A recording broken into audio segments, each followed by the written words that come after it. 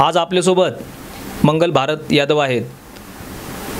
मुक्काम पोस्ट लोणी अंकनाथ, तालुका श्रीगोंदा, जिल्हा अहमदनगर या ठिकाणी ते बऱ्याच वर्षापासून राहत असताना त्यांचा विवाह 16/2011 रोजी भारत यादव यांच्याबरोबर झालेला असताना आज आपण बघतो महाराष्ट्रामध्ये अनेक घटना घडत आहेत।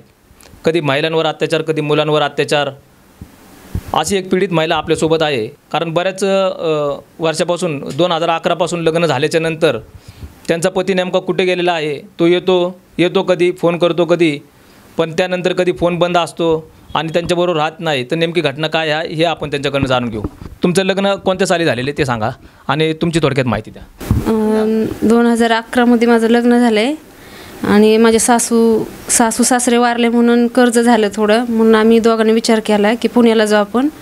आणि तिकडे गेल्यावरती काम बिम करायला लागलो आम्ही। तर त्यांनी मग ते आता म्हणजे कुठे गेले कुठे नाही, मग आम्हाला सोडूनच गेले। म्हणजे मुलांकडे बी लक्ष नाही, काय नाही, फोन नाही, काय नाही, आम्हाला सोडूनच गेलेत। मग कुठे आहेत काय आहे ते मला माहिती नाही, म्हणून मी शोध काढते मी कुठे आहेत कुठे नाही। त्याचा शोध काढायला मी पर्यंत आले। किती मुलं आहे तुम्हाला? मला 2 मुलं आहेत, एक मुलगा आणि मुलगी आहे। आणि मुलगा आहे 6वीला, मुलगी आहे 3रीला। पण आमच्याकडे लक्ष देत नाहीत, काय नाही, आमच्याकडे येत पण नाही, काहीच नाही। त्यामुळे माझी रिक्वेस्ट आहे की त्यांनी यावं मुलाबाळांकडं आणि त्यांनी लक्ष द्यावं मुलांकडं। अच्छा, हे जे भरत यादव आहे, जे तुमच्याजवळ राहत नाही पण कधीतरी येतात, फोन करतात आणि कुठं राहतात ते तुम्हाला माहीत नाही नक्की? नाही, फोन करतात पण कुठे नाही हे सांगत नाहीत, फोन बंद करून ठेवतात। आणि फोन आपण जर लावायचं म्हणलं मुलांना, जर असं वाटलं माझ्या की पप्पांसंग बोलावं, तर कधीच फोन बंदच, 24 तास फोन बंद असतो। कधी काय झालं, आम्ही आजारी पडलो तरी कधी आम्हाला फोन करायचं म्हणलं तर त्यांचा फोन बंद असतो। मग कुठे आहेत काय आहे ते आम्हाला मला माहिती नाही। तुम्हाला पण त्यांची काळजी लागलेली असते? आणि मला शेवटी त्यांची काळजी लागलेली असते, बाबा कुठे आहे, काय झालं आहे, काय नाही। त्याच्यामुळे मी काळजी करते त्यांची, म्हणून मी इथपर्यंत शोध काढते त्यांचा। म्हणजे आता तुम्ही तुमचा नवरा तुमच्याजवळ यावा, मुलांना सांभाळावा म्हणून त्यासाठी लोकांपर्यंत हे त्याच्यापर्यंत निरोप जावा यासाठी तुम्ही आज तुमची ही मुलाखत देत आहेत? हो, त्यांनी यावं, म्हणजे मला कुठे नाही हे बी सांगावं आणि माझ्या मुलांना बघावं त्यांनी, हेच माझी रिक्वेस्ट आहे त्यांना। माझी 2 मुलांना म्हणजे आधाराची गरज आहे बापाची, त्याच्यामुळे त्यांनी यावं, मी तेच रिक्वेस्ट करते त्यांना। म्हणजे आज महाराष्ट्रामध्ये आज आपण बघतो की मुलांना जर बापाचा आसरा नसला तर मुलं वाईट मार्गाला पण जाऊ शकतात। त्यांची मोठी मुलगी आहे, मुलीची पण त्यांना काळजी आहे। मुली आता महाराष्ट्रामध्ये आज आपण बघतो महाराष्ट्रामध्ये वाईट घटना घडत आहेत, पण अशा परिस्थितीमध्ये या मुलांच्या मुलगा आणि मुलींची जी आई आहे मंगल यादव यांना वाटतं की आपला नवरा यावा आणि मुलांना सांभाळावं असं त्यांना वाटतं, म्हणून त्यांनी ती एक पुणेकर माझाच्या वतीने त्यांनी एक मुलाखत दिली आणि त्यांची आपली जी अडचण आहे ती त्यांनी सांगितलेली। पण आता एक सांगा, ते मागच्या वेळेस कोणत्या दिवशी तुमच्याकडे आले होते? आता मागं 2-3 महिन्यापूर्वी माझ्याकडं म्हणजे महिना झाला, तर 2 महिने झाले येऊन गेले। तर आम्ही आजारी पडलो, चिकनगुन्या झाला माझ्या मुलाला, मला। आम्ही आजारी पडलो तर ते आमच्याकडे आले नाहीत। एक दिवस आलेच आणि तरी आम्हाला दवाखान्यात नेलं नाही की आम्हाला 3 महिने मी चिकनगुन्या होता, आम्हाला हातपाय सुजले होते आमचे, तरीसुद्धा त्यांनी लक्ष दिलं नाही। आलं आयुषपैकी चांगला आणि खाल्लं पिल्लं, आम्ही तशीच उठून मी स्वयंपाक करायची, चटणी मिरची करून घातली, खाल्लं पिल्लं निघून गेला। आम्हाला त्यांनी दवाखान्यात पण नेलं नाही किंवा बाजार बघितला नाही, काहीच नाही। आणि मुलं पण आमची रडत होती माझी, पण त्यांनी असं स्वतः विचार नाही केला की ही माझी मुलं आहेत, की मी ह्यांना काहीतरी दवाखाना करावा, की ह्यांना काहीतरी खायला प्यायला घालावं। माझी मुलं इतकी रडत होती तरी त्यांनी बघितलं नाही, वळून गाडी बसला निघून गेला। त्याच्यावर त्यांनी परत पायसुद्धा केला नाही माझ्याकडं, माझ्या मुलांना सुद्धा बोलला नाही। फोन नंबर लावता का तुम्ही कधी त्यांना? मी कधी फोन लावला तर त्याचा फोन 24 तास बंदच असतो।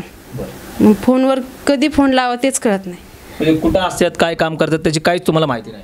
मला म्हणतात मी कामाला आहे, मला साहेब पाठवत नाही आणि साहेब मला काढून टाकन कामावरून, मला एवढं पैसे इकडे द्यायचे आहेत तिकडे द्यायचे आहेत। आणि मी म्हणलं मला बाजारला पैसे दे, तर मला म्हणतो मला ह्याचे पैसे मिटवायचे आहेत त्याचे पैसे मिटवायचे आहेत। तर म्हणलं मला काम नाही, म्हणलं मी आजारी आहे, तर मला मुलांना खायला तरी दे, तरी मला 1 रुपया देत नाही आणि माझ्या मुलांना बघत पण नाही, लक्ष देत नाही।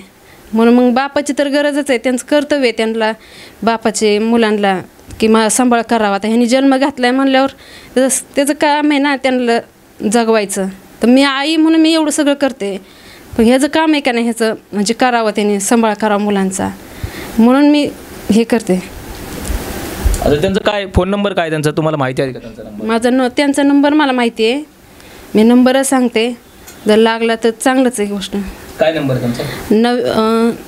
8308 21 25 71.